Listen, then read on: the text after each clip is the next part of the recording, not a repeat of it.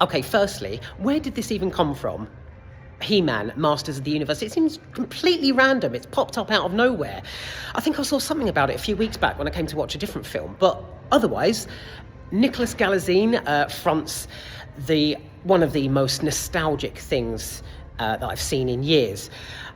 No, right, my first point is the humour in He-Man, Masters of the Universe? Shall I go northern about it? Masters of the Universe, right.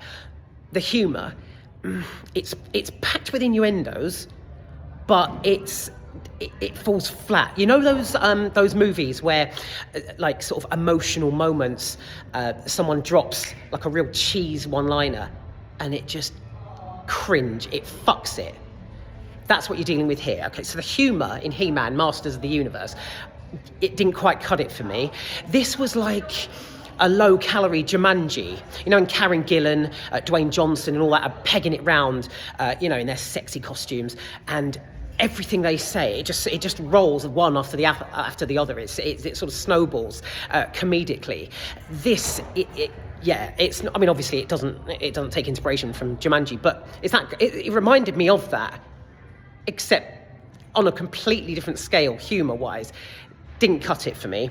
Now, right, side note, that's one of my beauty elements, the costumes. Not just in Jumanji. Strange example. Right, let me just wind back. So let's go back to the very early 80s, 1980s. Oh my God, I can see it now. Like brownie orange carpet, like beige lamps. We had a sofa that was so orange it would give Iron Brewer a run for its fucking money. I was just a bubba in the very early 80s, and over on the TV, next to the Lego and like Danger Mouse books, was He-Man. This just grainy cartoon of this like big homoerotic like dude in a loincloth, holding his sword at that stance. Do you remember that? It was just, it was, I wasn't really into it, but I did sort of like let it glaze over when it was on TV. I think I had the duvet at one point. So He-Man, staple of my childhood in the early 80s. But boy, did that spiral when Dolph Lundgren, side note here, Easter egg, this is crucial, I swear that was Dolph Lundgren in 2026. Masters of the Universe. If any of you have seen this film, was that Dolph Lundgren in the gym? I think it was. And if it was, yes, winner. All right, so that's a good element. Anyway, right, so I remember, as a boy, oh my God. I mean, it's probably one of the... Don't freak out. But I had a massive crush. I was only about three or four. Oh my God. I think my balls dropped that young. Dolph Lundgren. Fucking hell. Do you remember the original He-Man movie where he's just bursting with muscles, like that sort of shiny loincloth, the sword, the homoerotica. It was just, honestly, I think Dolph Lundgren playing Adam, He-Man, he literally gave me one of my first boners. I know that sounds very unsavoury, but honestly, I just specifically remember having like a poster on my bedroom wall, and I just fancied the pants off him. Oh my Lord. The perks of being bisexual. I mean, fast forward a few years, and it was Kimberly from Power Rangers. Do you remember her? Amy Jo Johnson. Woucher. But I was surprised. He was one of my, oh my God, he was a yearning I'd never, he was my first. Anyway, right, before I go on to sound like I need a bit of help, that was one of the most iconic, monumental parts of my childhood. Okay, so He-Man. So you got the cartoon, you got Dolph Lundgren, a bit hot under the collar, and then I quickly just I forgot all about He-Man. Bringing it back now, 2026. So, positives. Visually stunning. Oh my God, the clarity, the richness of the colour. One of my favourite colours, purple. Think Agatha in WandaVision. You know how she's shrouded in all that purple glowing mist? It's like this, because Skeletor, Jared Leto, gorgeous costume, and it's a real nod to the original He-Man. I'm going to have to hurry this up because I've got a lot to say. So bright blue, sort of muscular skeletal body, that sort of like flapped hood, piercing red eye. You know that he's just a skull, isn't he, with the sort of red lights in his sockets. Oh God, they got this down perfectly to a fine point. It was perfect, absolutely perfect. I love this. Skeletor. Absolute, yeah, brilliant, just like the original.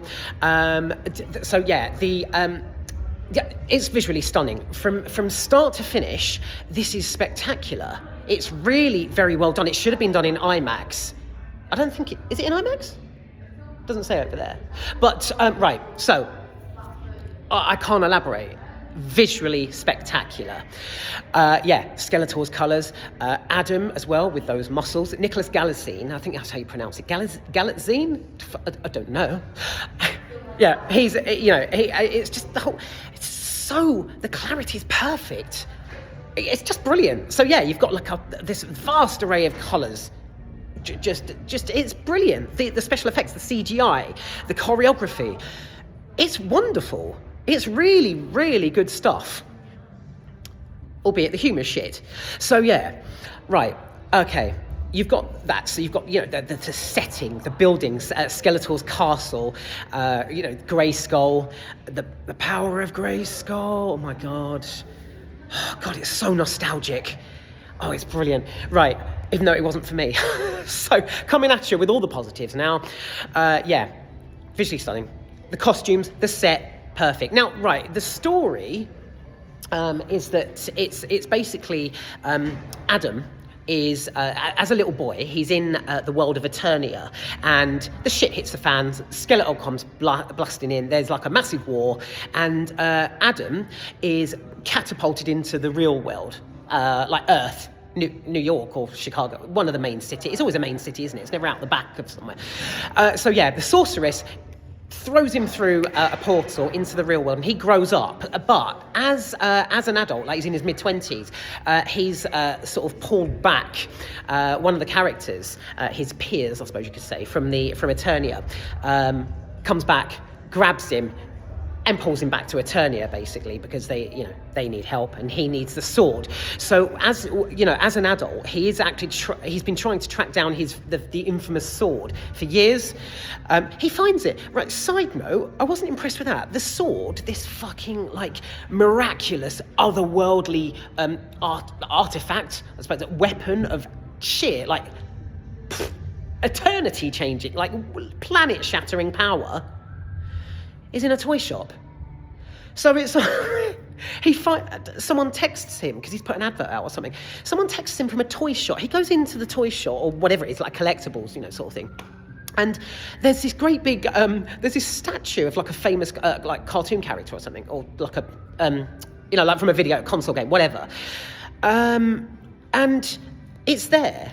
This thing's just gripping the sword. Fuck knows how it got there, but he gets it. So he's in possession of this sword again. Brilliant. Heads back to Eternia with his friend, who it's clear that she's got a crush on him and he's got a crush on her. And I've obviously got a crush on Dolph Lundgren. Right, he goes back, and the shit hits the fan. So I'm not going to bore you with the story, because it is actually kind of tedious. So, strange story, but like I say, the only positives I have from this is it's visually stunning, it's filled with innuendo, which was good, and the costumes are setting, the backing characters, it's all brilliant stuff. But the negatives are, I was actually sat sort of either cringing or just sort of shaking my head at points, because the way this film, He-Man, Masters of the Universe, the way it develops is it's tedious. It's kind of just a load of old bollocks, I think. It's just, he goes back, there's a bit of a fight, there's pep talks in jail cells and stuff, and, he doesn't believe in himself, then he does, then he's nude, then he's not, when he goes back, when he first returns to Eternia, he's dressed in his shirt and trousers. It's only when he yields the power of the sword, holds it up in that classic stance, that it transforms him. So, yeah, it's not great, and it does make me wonder why this has suddenly popped up really randomly out of nowhere. Are they trying to brew a franchise? Do you know what I mean? Are there more coming? Don't know. but yeah, it's tacky and a bit like sort of pointless in parts, to be honest, and it's wrapped up very quickly as well. You know, good versus evil, Skeletors kick the shit out of, and then it basically ends. Yeah, I wasn't a fan overall of the story, but like I say, visually stunning. Oh, side note, this is the only thing I can focus on. The transformation when the sword, like, basically rips him, like, well, it doesn't rip him, he gets ripped. The transformation, the camera work, how it pans, the richness on the screen, the sort of the haze coming off his muscles, and it's really, really good. I think, do you know what? There's no expense spared in the CGI and visuals and cinematography here, but there certainly is with the storyline overall. Like I say, it's very dry. There's no actual decent sort of substance or chemistry to it. It's just a lot of characters stood about, and then just as you think something's a brewing, and the dynamics are rising, and it's getting emotional, it's getting intense, it's brought crashing back down by someone talking about, even Skeletor comes up with it, you wielding your sword between your legs and those gorgeous muscles or something. I was like, no, it doesn't work, Jared. It doesn't work. Really. Actually, side note, didn't Skeletor I'm a voice like that in the He-Man cartoon something like that? No, it's completely empty. That's fine. I'm gonna take over your world and yield your sword between your legs. Wasn't he a bit like that? Because Jared Leto is like, just talks like a normal sort of beastie guy a skeletal beastie guy in a hood. It wasn't all that. So yeah, that's it really. That's He-Man, Masters of the Universe. Like I say, it's a real throwback. I mean, I can hear Bananarama, Robert De Niro's waiting right now in my brownie orange lounge as a 3-4-year-old. It's on the telly. Danger Mouse is afterwards, possibly Super Gran. Oh my God. Let me just quickly promote Super Gran. Any of you remember that? Set in Scotland, or actually, I think it was like Newcastle or something. A Scottish grandma gains superpowers, and she's like pegging it across football pitches, jumping off piers. That was fascinating. That's all wrapped up in this rich history. What a time to be alive in the 80s. Truly, Super Gran is brilliant. If you can YouTube the opening credits, you'll see it's half cartoon, half human. It's fucking brilliant. Right, so very nostalgic. Some moments that were precious, and I felt a buzz of like, oh my God, there it is. Side note, is Tila, Adam's other half, is she She-Ra? I never quite figured it out as a kid. I think I buggered off to Transformers by this stage. Tila, is she She-Ra? Because at the end, she's dressed in like sort of She-Ra outfit and the tiara and stuff. Anyway,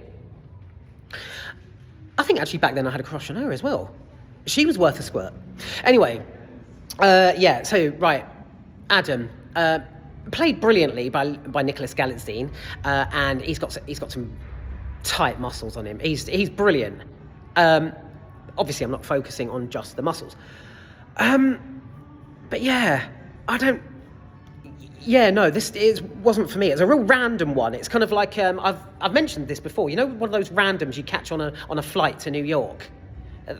It's that kind of thing you're dealing with here.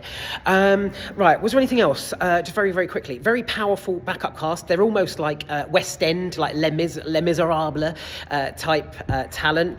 In fact, some of them overwrite bloody Idris Elba at points. It gets go. It's the story is interesting, how he grows up in the real world, but it's very like disjointed. The way he returns to Eternia, the soundtrack as well, very random, very good, but very random. Like it's at one point it spikes from like the Killers to I don't know, to someone else, whatever band. What's that song? Oh fuck, I can't remember. Like Tracy Chapman or something. It's a mixed bag, both cast and soundtrack. But the way the music suddenly switches, like in the same note sometimes, it's really yeah, I didn't like that. So yeah, I would probably give this. If I had to rate this out of 10, I'll give it a 4, 5 at a push, and that's purely based on how visually stunning it is. So like I say, He-Man, Masters of the Universe. glad I saw it for the nostalgic element and the costumes, and the colours and the brightness, the set. It's just gorgeous. I was really taken aback and very surprised by the visual. But I'm assuming that's why the rest of it was shit, because all the effort had gone on that. So yeah, this was basically like a stand-up impro. It's like an improvisation class between the actors. And I actually thought at one point all the actors were pissed. There's a point where Nicholas is he's sitting down, I think, and he's talking to another character, and I know he's been through turmoil or whatever, but he looked drunk. And then Idris was like waffling a load of shit. I was like, what's going on here? Are they having a laugh? Are they taking the piss? And is this film a piss take? Is He-Man Masters of the Universe actually a mocking of our childhood? Anyway, leave that here. Quarter of an hour. Fuck, this is going to blow up my laptop when I try and upload it to YouTube. For nostalgic purposes, give it a go, but don't expect miracles. Just expect to be won over by the CGI and the set, really. That's it. Is there anything else? There wasn't enough of that. The whole spread-legged... Not that I was focused on that as much. Spread-legged in a loincloth, holding the sword, by the power of Grayskull, whatever, Yeah. He only does that twice throughout. I thought he did that all the time in the cartoon. I can't remember. And why does he say power of Grayskull? Because Grayskull belongs to Skeletor. I've just realised this as an adult. Why doesn't he say that by the power of Eternia? Am I right? Am I right, Ed? It's gone. It's gone. Am I right? Should it be by the power of Eternia? Who knows? Anyway, leaving this here. I think I've explained enough. So yeah, Jared Leto and Nicholas Galitzine, they're brilliant, but the muscles are fab, but otherwise, never again.